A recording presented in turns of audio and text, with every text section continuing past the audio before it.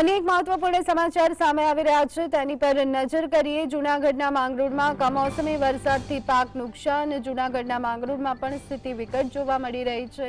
ત્યાં પણ ખેડૂતોના હાલ બેહાલ। ખેડૂતોની એક જ માંગ રાહત કે સર્વે નહીં પરંતુ દેવું માફ કરો।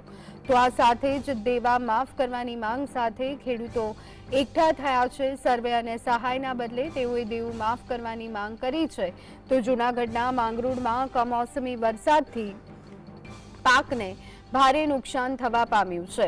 સૌરાષ્ટ્ર અને કચ્છમાં હાલ બેહાલ જોવા મળી રહ્યા છે અને હજુ પણ આગામી દિવસો માટે સૌરાષ્ટ્રને લઈ અને હવામાન વિભાગે વરસાદની આગાહી કરી છે। એક રીતે રાજ્યમાં વરસાદનું જોર ઘટ્યું છે પરંતુ તેમ છતાં આગામી દિવસોમાં વરસાદ વરસી શકે છે। જો કે અત્યાર સુધીમાં વરસેલા વરસાદે જ તૈયાર પાક પર પાણી ફેરવી દીધું છે ત્યારે હવે આવનારા દિવસોમાં વરસાદને લઈ અને કદાચ ઝાઝી અસર ખેડૂતોને નહીં થાય અને જે નુકસાની છે તેના વળતરની માંગ અત્યારે હાલ તો ખેડૂતો કરી રહ્યા છે। તો આજ અંગે વધુ વિગત મેળવી લઈએ। સંવાદદાતા સંજય અમારી સાથે જોડાઈ ગયા છે। સંજય, જૂનાગઢમાં સ્થિતિ વિકટ અને ખેડૂતોની એક જ માંગ સહાય કે સર્વે નથી કરાવવા અને નથી જોઈતી સહાય પરંતુ દેવું માફ કરવામાં આવે। આ જ માંગની સાથે ખેડૂતો એકઠા થયા છે। શું છે વિગતો?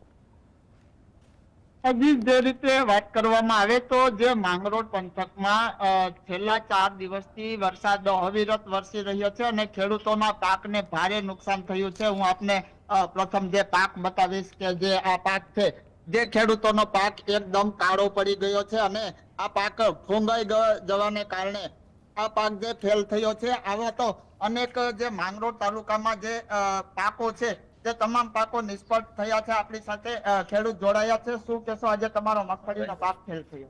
મગફળીના પાકમાં સતત અવિરત 4-5 દિવસથી જે વરસાદ પડ્યો એની ખેડૂત માટેના જે પાથરા ખેતરમાં પડ્યા છે એ સડી ગયા। પશુનો ઘાસચારો ખાવા લાયક નથી રહ્યો અને ખેડૂત ખૂબ જ નુકસાનીમાં છે। સરકારની અમારી અપીલ છે કે તાત્કાલિક આનો સર્વે કરી અને પાક ધિરાણ છે એ માફ કરો, કારણ કે આમાં ખેડૂતને સહાય સામાન્ય સહાયથી કઈ વળે એવું નથી। આ 4 મહિનાની મહેનત છે એ સદંતર અમારી નિષ્ફળ ગઈ છે અને ખેડૂત અત્યારે દેવામાં ડૂબી ગયો છે। તો આ વહેલી તકે આનું કંઈક સહાય કરે અને યોગ્ય પગલાં લેવામાં આવે। આ હતા ખેડૂત, આપણી સાથે ખેડૂત આગેવાન છે પણ તેમને પૂછવાનો પ્રયત્ન કરીશું। શું કહેશો આજે? ચેરમેન માંગરોળ તાલુકાની અંદર છેલ્લા 4 દિવસથી સતત અવિરત વરસાદ ચાલુ છે એને કારણે સદંતર ખરીફ પાક છે એ નિષ્ફળ ગયો છે। પછી એમાં મગફળી હોય, સોયાબીન હોય, કપાસ હોય કે અન્ય જણસી હોય એ સદંતર નાશ થઈ છે। સમગ્ર જિલ્લો અને સમગ્ર ગુજરાતની અંદર આ પરિસ્થિતિ હોય ત્યારે આ ખેડૂતોની માગણી એવી જ છે કે ભાઈ અત્યારે જે ખેડૂતો દેવામાં ડૂબી ગયેલો હોય એને પાક ધિરાણ લીધું છે એ દેવું માફ થવું જોઈએ અને સરકારશ્રીએ અલગથી પેકેજ જાહેર કરી અને ખેડૂતોની વહારે આવવું જોઈએ। ખેડૂતોની કમર ભાંગી ગઈ છે, બિચારો રડી પણ શકતો નથી અને કોઈ લાચાર અને બેબાક બની અને અત્યારે ઉભો છે ત્યારે એની વહારે ધારાસભ્ય અને સંસદ સભ્ય શ્રીએ પણ સરકારમાં રજૂઆત કરી અને દેવું માફ કરી અને અલગથી પેકેજ જાહેર કરવું જોઈએ એવી અમારી માગણી છે। હતા ખેડૂત કે જેઓ માંગ કરી રહ્યા છે કે પેકેજ નહીં પરંતુ જે ખેડૂતોનું દેવું છે તે માફ કરવું જોઈએ। જી બિલકુલ સંજય, ખાસ કરી અને અત્યારે હાલ પાક નુકસાનની વાત કરીએ તો સ્થિતિ શું જોવા મળી રહી છે? આપે દ્રશ્યમાં બતાવ્યું કે આખો પાક કાળો પડી ગયો છે। કયા પાકોને સૌથી વધારે નુકસાન થયું છે? શું વિગતો?